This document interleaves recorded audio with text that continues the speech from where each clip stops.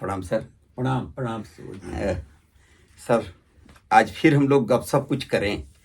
लग रहा है कि देश में जो चुनाव हुआ, अब अंतिम चरण का चुनाव है, परिणाम आने वाला है देश में। कुछ लोग कह रहे हैं कि मोदी जी 400 पार करेंगे, कुछ लोग कह रहे हैं कि उनका बहुमत नहीं आ रहा है, कुछ लोग कह रहे हैं कि यूपी में 80 सीट जीत रहे हैं, कुछ लोग कह रहे हैं कि 80 हार रहे हैं। ये सारे उठापटक के बीच हम लोग हजारीबाग, छोटा नागपुर, झारखंड के भी लोगों में बहुत सारे प्रश्न हैं। तो सब देख रहे हैं कि चुनाव के बाद बहुत तरह की चर्चाएं चल रही हैं। इन चर्चाओं में कार्यकर्ता तो शिथिल, सब अपना अपना गणित बता रहे हैं कि इन फलना जीतेगा, फलना हारेगा। आप सर लंबे अनुभव रखने वाले एकमात्र आदमी हैं, पॉलिटिकल साइंस के हेड भी रहे, राजनीति साक्षात रूप से डायरेक्ट भी किए।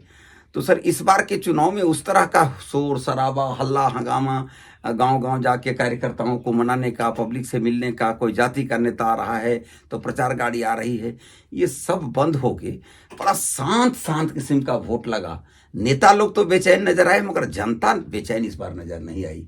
तो आपका सर अनुभव थोड़ा हम लोग इसमें चाहते थे कि आज शेयर करें कि ये जो चुप्पी है या ये जो गणित बना के लोग चौक चौराहे पर बतिया रहे हैं और शिथिलता भी देखे चुनाव में, तो इसके बीच आपका अनुभव क्या कहता है सर? देखिए सुबोध जी, हाँ, मुझे हंसी भी आ रही है जब आप पूछ रहे हैं। आदमी बड़ा ही विचित्र प्राणी है। वो हमेशा चाहता है कि कोई ऐसा उथल पुथल, कोई इस प्रकार का चीज होता रहे, शोर शराबा होता रहे, जी जी, तो वह मानता है कि चुनाव हो रहा है। तो इस बार के चुनाव में जी जो शोर शराबा आपको नजर नहीं आया, और आज जो अनुमान पर अनुमान, जी जी, कितने तरह का अनुमान आप देख रहे हैं जी, पहला आप देखिए अनुमान, राजनीतिक दल, हर राजनीतिक दल अनुमान एग्जैरेटेड रूप में उसे बढ़ा चढ़ाकर अपने पक्ष में बतला रहा है। सब हवा बना के सब वो बता रहे हैं। दूसरा पक्ष है सेफ्रोलॉजिस्ट का, जिसको आप कहते हैं कि ये मतदान अध्ययन, मतदाता अध्ययन। तो मैं इसमें बताना चाहता हूं कि भारत की भूमि सेफ्रोलॉजिस्टों के लिए उर्वर भूमि कभी नहीं रही है। हाँ, वो जो अनुमान करेंगे वो सही होगा ऐसा नहीं कहा जाता। नहीं, भारत की भूमि ही नहीं सेफ्रोलॉजिस्ट की नहीं है। जैसे अभी आपने कहा ना, भारत में सेफ्रोलॉजिस्ट लोग को एक प्रकार का चीज, एक प्रकार की स्थिति किसी कॉन्स्टिट्यूएंसी में नहीं, देश में तो नहीं ही है।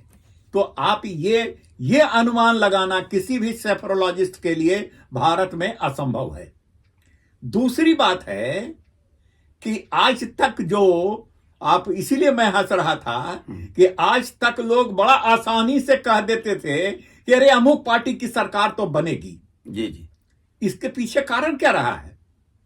आपने नहीं देखा है कि भारतवर्ष की राजनीति अधिकतर नॉर्मल पीरियड में चुनाव नहीं हुआ है। ये किसी हवा के अंतर्गत चुनाव हुआ है। जी जी जी, और हवा के अंतर्गत जब चुनाव हुआ है तो ये आसान, सेफ्रोलॉजिस्ट क्या, सामान्य जनता के लिए भी आसान बात रही है कि अमुक पार्टी जीतेगी। तो इस बार हवा मैंने नरेंद्र मोदी के पक्ष में है कि उनके विरोध में है? देखिए, ये मैं बताना चाहता हूं, फिर भी मैं आपको बताना चाहता हूं, पॉलिटिकल साइंस के विद्यार्थी होने के कारण, शिक्षक होने के कारण, व्यवहारिक राजनीति में भाग लेने के कारण मैं हंस इसलिए रहा था कि मैं भी पॉलिटिकल साइंटिस्ट के रूप में अध्ययन कर रहा हूं जी। उस अध्ययन में मुझे जो यह लगा है कि इस चुनाव में हवा तो नहीं है, और नरेंद्र मोदी जी भी कह रहे हैं कि हम 400 पार जाएंगे। तो क्या होगा सर? लेकिन 400 पार तो नरेंद्र मोदी जी भी नहीं जाएंगे, ये मैं आपको बता दे रहा हूं, मगर लगभग ही रहेंगे। लेकिन मैं बता रहा हूं कि इस चुनाव में जी नरेंद्र मोदी जी का एज है। एज का मतलब बढ़ाव है, उनका समय है। हाँ, उनका बढ़ाव में है। वो अन्य राजनीतिक दलों से वो आगे हैं। इसका कारण क्या है?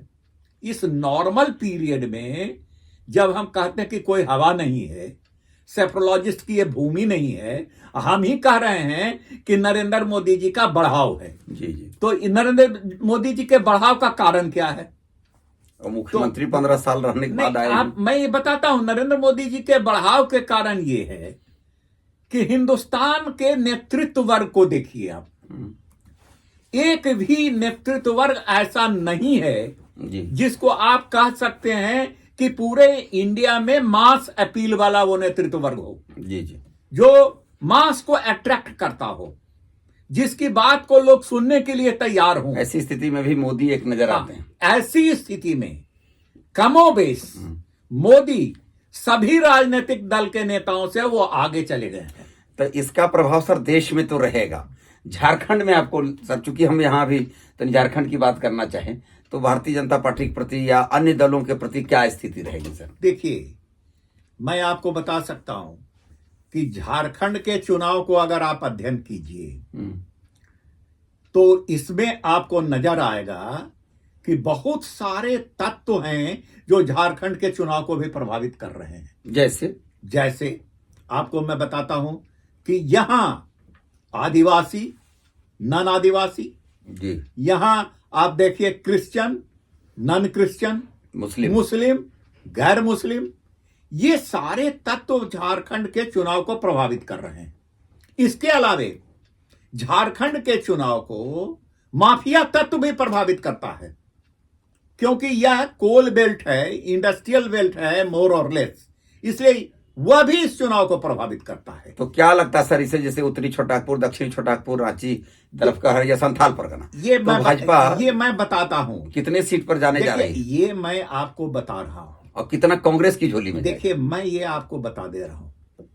जब आप वोटिंग परसेंटेज को देखिए, अभी जो वोटिंग परसेंटेज झारखंड में हो रहा है जी, आप 5वां फेज से चल रही है, चौथा से जब से हुआ, 3-4 फेज में झारखंड में चुनाव होना है, चौथा फेज में है, तो आप देख रहे हैं कि झारखंड ही एक ऐसा राज्य है जो मत प्रतिशत को वो बनाए हुए है। पिछले चुनाव से उसका मत प्रतिशत गिरा नहीं है। तो सर ये सब दल के साथ है कि एक तरफा कहीं जा रहा है? यही मैं आपको बताता हूं।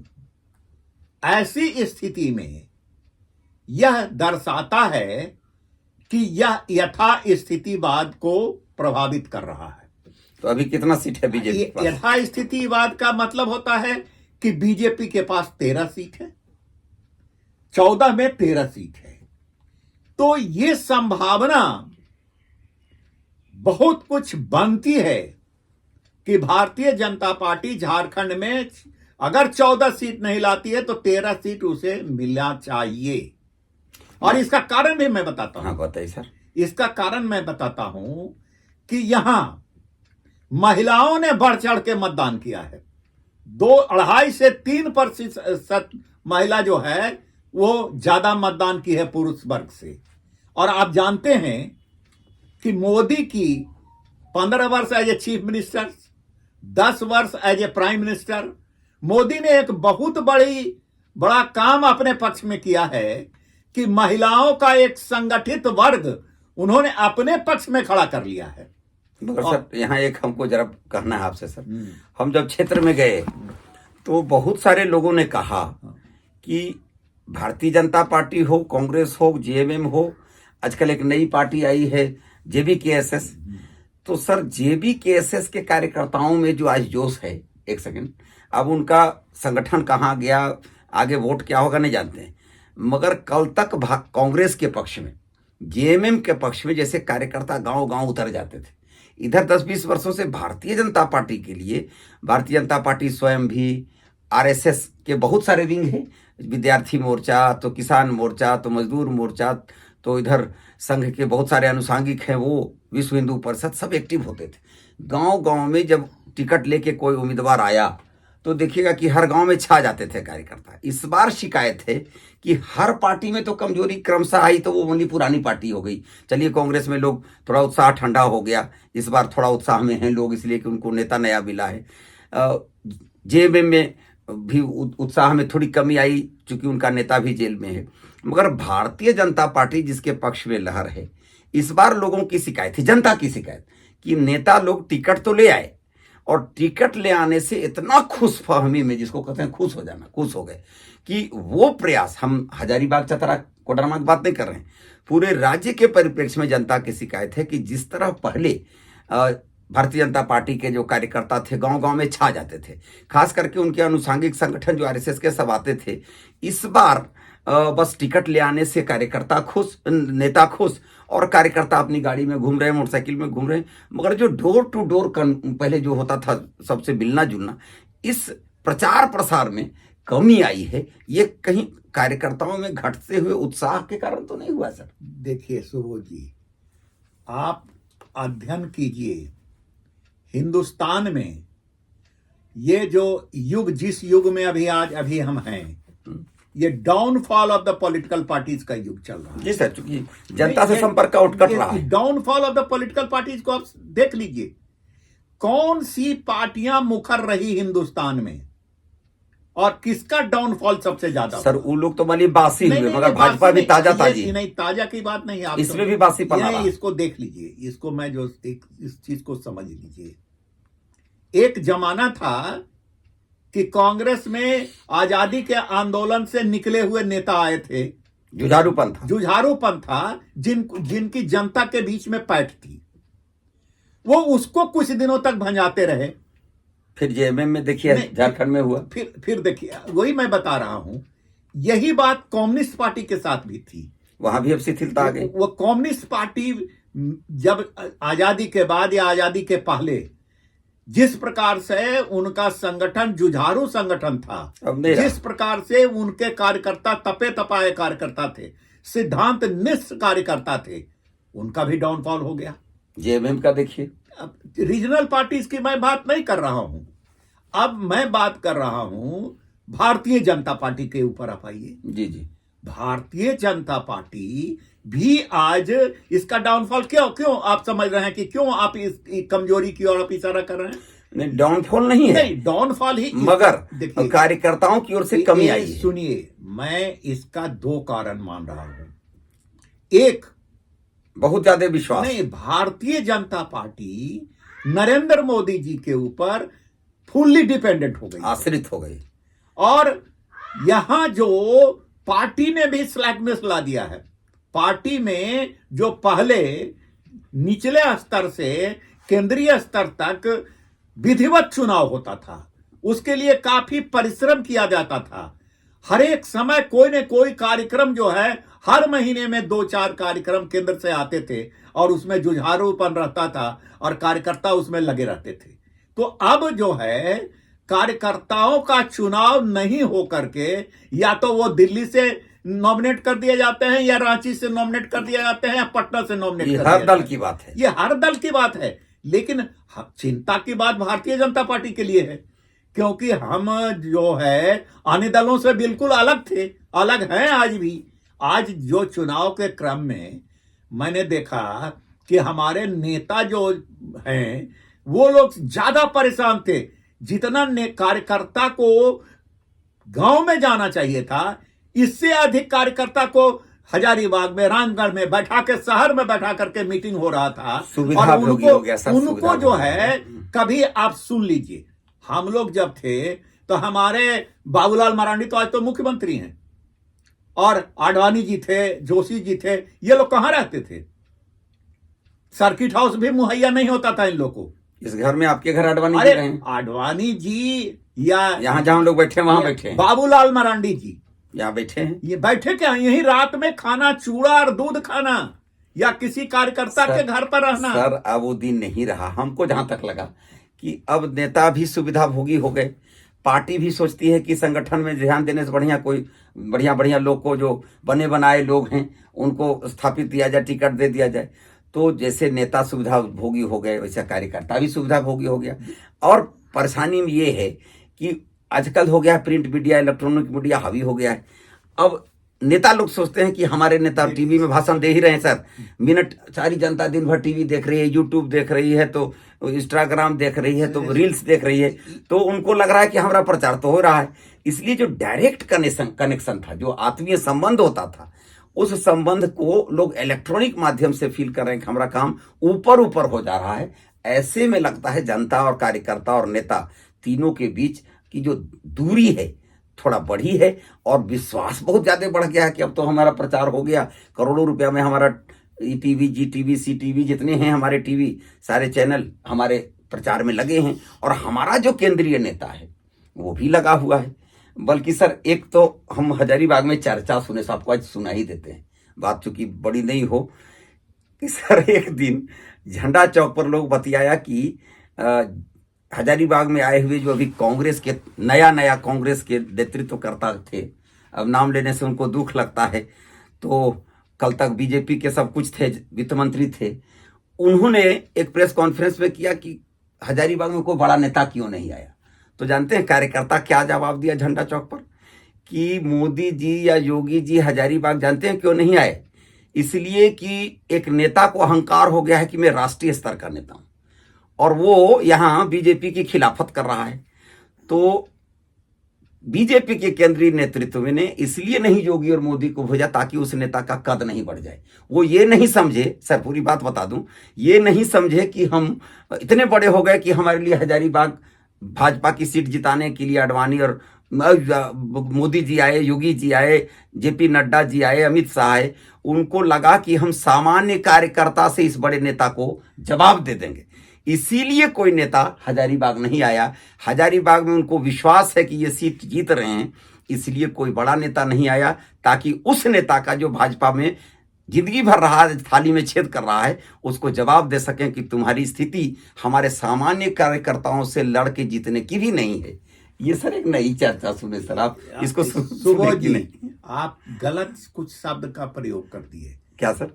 ये सब बड़े नेता का आपने प्रयोग कर दिया। हाँ, बड़े नेता नहीं है। देखिए, जब कोई छोटा नेता होता है तब वो कुलबुलाता है कि हमारे यहां कोई, हमारे विरुद्ध में कोई बड़ा नेता आकर के भाषण दे, तो हमारा नाम हो जाएगा कि ये मेरे चलते आ गया, मेरे बराबर में वो नेता है। जसवंत सिन्हा वर्सेज मोदी, आपको याद कीजिए, इसीलिए वो नहीं सुनिए, नहीं, आप फिर आपको हिंदुस्तान के इतिहास को भी याद कीजिए। जी बताइए सर। केजरीवाल का जब बहुत राइज हुआ तो कुलबुलाया कि आपको हिंदुस्तान का नेता बन जाना है, एक ओवरनाइट नेता बन जाना है, मोदी के खिलाफ आकर के बनारस में चुनाव लड़ गया। और जसवंत सिन्हा जी को भी देखिए, राष्ट्रपति के चुनाव में जब कोई कैंडिडेट विपक्षी को नहीं मिला तो इन्होंने अपने आप को राजनीतिक रूप में जिंदा करने के लिए वो राष्ट्रपति का चुनाव लड़। तो यहाँ वही नहीं हुआ कि कार्यकर्ता जी में छोड़ दिया गया कि उसको सुने, तो इसी को आप इस बात को समझ लीजिए। मोदी को आप क्या समझते हैं? कोई छोटा आदमी समझते हैं क्या? सोच में छोटा है क्या? तो छोटा कर दिया, नहीं छोड़िए, वो इसीलिए नहीं आया कि वो बता देना चाहता था कि देखो, भारतीय जनता पार्टी के कार्यकर्ता और हमारा जो कैंडिडेट है वो तुमसे आज भी बड़ा है। क्या बात, ये हमको लगा ये सिर्फ झंडा चौक की बात है सर, लोगों ने कहा ही नहीं कि ये बात ठीक है, ये जो है ये बात हमारे कार्यकर्ताओं को भी बीच में ये बात थी क्या है कि अच्छा मोदी जी भी नहीं आए, जोगी जी भी नहीं आए। सिमरिया कहाँ है सो बताइए, यहाँ से 45 किलोमीटर दूर आए, कोडरमा, चतरा, हजारीबाग सब वहीं देख लिए। ये बात मगर हजारीबाग इसलिए नहीं आए कि ताकि अहंकार तोड़ सके, उनको बता दें कि तुम मेरे कार्यकर्ता से बड़े नहीं हो, तुम्हारा बेटा या तुम भारतीय जनता पार्टी के कारण जीते हो, न कि तुम में इतनी मादा है कि कांग्रेस को जिता सकते हो या भारतीय जनता पार्टी। चलिए सर, इन सारी बातों के बीच हमको लगता है कि एक गपशप में एक नई बात आ जाए कि हजारीबाग के भारतीय जनता पार्टी के कार्यकर्ता से लड़ने की क्षमता किसी में नहीं है, और हमारे कार्यकर्ता सक्षम हैं। इस बात को हमारे भारतीय जनता पार्टी ने सिद्ध किया यहां नहीं आके, और जीत का वही परिदृश्य बना के जो कल था लगभग उसी स्थिति में है।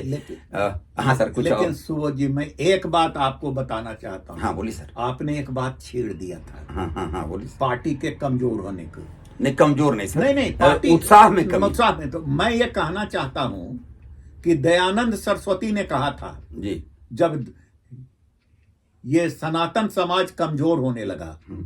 तो उन्होंने कहा था वेद की ओर लौटो।